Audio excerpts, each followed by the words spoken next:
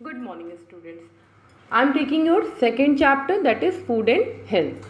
Today's topic is prevention of communicable diseases.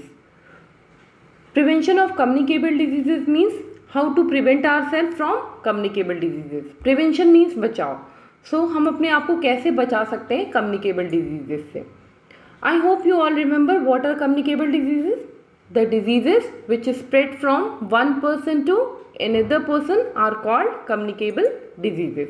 जो एक इंसान से दूसरे इंसान को होती हैं that is called communicable diseases. Now we will study what are the prevention of communicable diseases. Communicable diseases can be prevented by good hygiene and vaccination. What does it mean? It means कि communicable diseases से हम बच सकते हैं अगर हम good hygiene follow करते हैं और vaccination properly करवाते हैं तो. Now the question arises, what is good hygiene and vaccination? मतलब हम good hygiene से क्या समझते हैं and vaccination को क्या कहते हैं? Good hygiene means होता है आप वो सारे काम जो भी करते हो अपने आप को साफ़ सुथरा रखने के लिए, अपनी सराउंडिंग को साफ़ रखने के लिए और अपने आप को स्वस्थ रखने के लिए.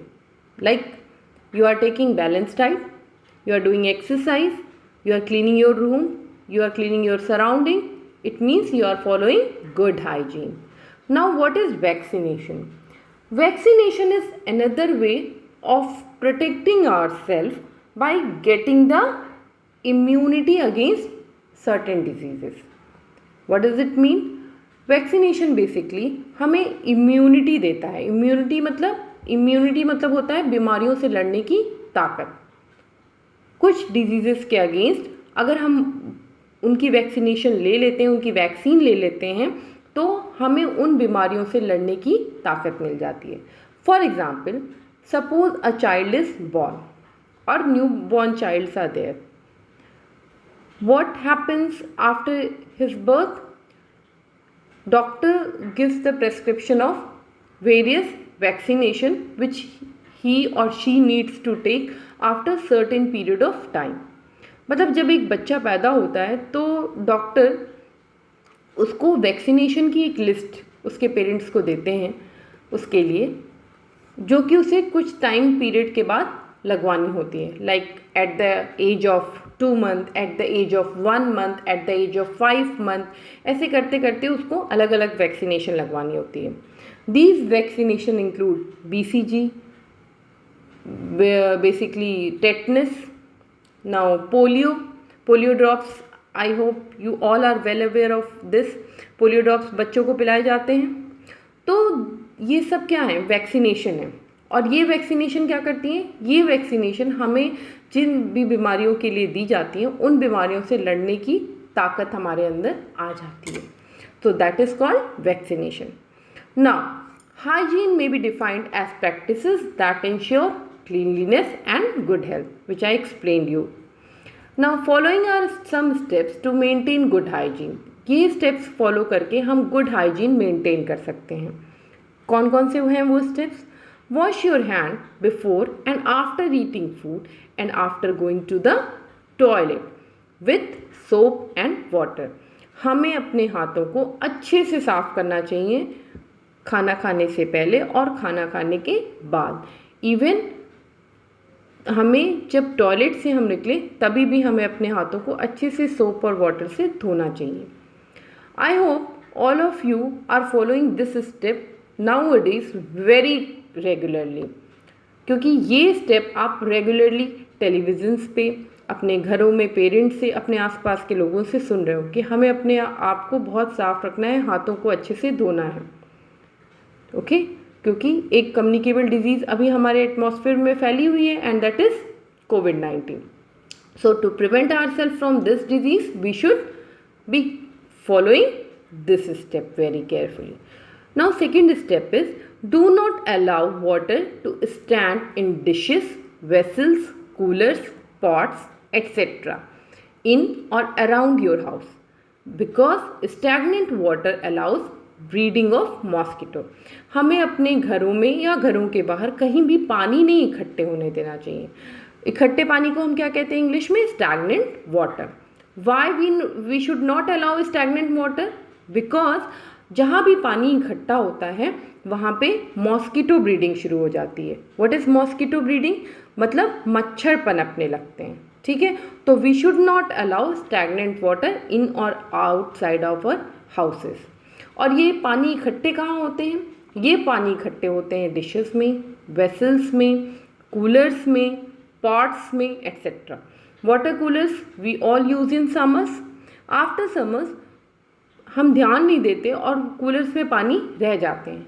वो रुका हुआ पानी जो कूलर में है, that is the place of mosquito breeding. तो हमें उस पानी को वहाँ से हटा देना चाहिए when it is not in use. In the same way pots, we have pots in our home in which we put money plants. अगर हम उसके पानी को रेगुलरली चेंज नहीं करते हैं तो that is also a form of stagnant water. वो एक तरह का स्टैगनेंट वाटर है, रुका हुआ पानी है, और वहाँ पे भी मॉस्किटो ब्रीडिंग हो सकती है। इन द सेम वे डिशेस और वेसल्स, बर्तनों में भी पानी रुका रह जाता है। कभी कभी हम कुछ मिट्टी के बर्तन या ऐसे आसपास पड़े हुए हैं जिसमें पानी काफ़ी टाइम से इकट्ठा है और हमने उस पर ध्यान नहीं दिया, तो वहाँ पे भी मॉस्किटो ब्रीडिंग होती है। So we should be very careful that no stagnant water is in और around your houses. Now use mosquito net और मॉस्किटो रिपेलेंट एट नाइट। हमें रात को सोते वक्त मॉस्किटो नेट यानी मच्छरदानी या फिर मॉस्किटो रिपेलेंट का यूज़ करना चाहिए। What is mosquito repellent? Mosquito repellent can be a spray, a cream, anything which do not allow mosquito to come near you।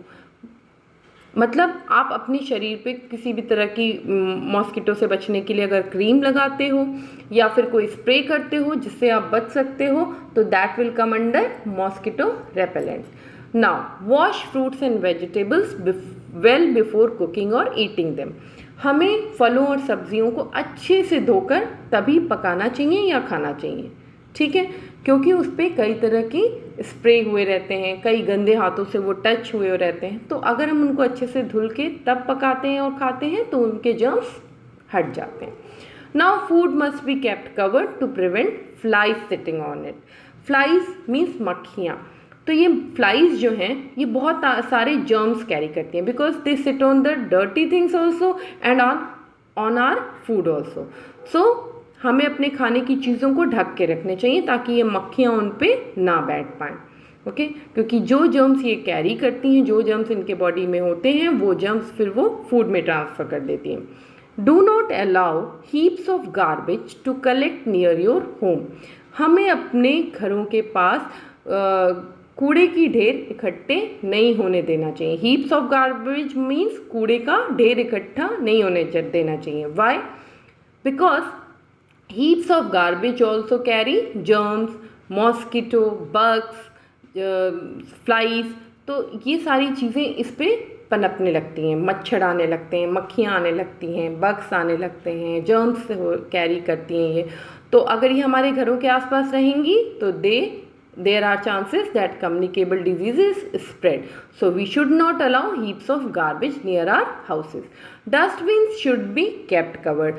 Dustbins जो भी हैं हमारे घरों में या घरों के बाहर, उनको ढक के रखना चाहिए ताकि वहाँ भी किसी भी तरह की फ्लाइज और जर्म्स ज़्यादा डेवलप ना कर सकें। Now drink clean water. Water can be made clean and germ free by boiling, filtering and chlorinating। हमें हमेशा साफ़ पानी पीना चाहिए और उसको साफ़ करने के लिए या तो हम फिल्टर्स का यूज़ करते हैं या फिर हम क्लोरीन टैबलेट्स का यूज़ करते हैं या फिर हम उनको बॉयल करके पी सकते हैं, तो हमारा पानी पीने लायक हो जाता है, okay. So these are the steps we should follow to maintain good hygiene. Now another and last topic is vaccination. I told you what is vaccination. Vaccination acquire immunity against certain diseases. So we will read here. Vaccination is another way of preventing communicable diseases. Vaccination भी एक तरीका है जिससे हम communicable diseases से बच सकते हैं। Vaccines are available to prevent diseases like polio, cholera, diphtheria, tetanus and hepatitis। कुछ diseases हैं जिनकी vaccines हमारे डॉक्टर्स के पास और हमारे हॉस्पिटल मैनेजमेंट के पास है, जैसे पोलियो, कॉलरा, डिप्थीरिया, टिटनेस, इन सारी बीमारियों की वैक्सीन्स हैं जो कि हम इन बीमारियों से बच सकें। Vaccination helps our body to acquire immunity against certain diseases. Vaccination क्या करता है?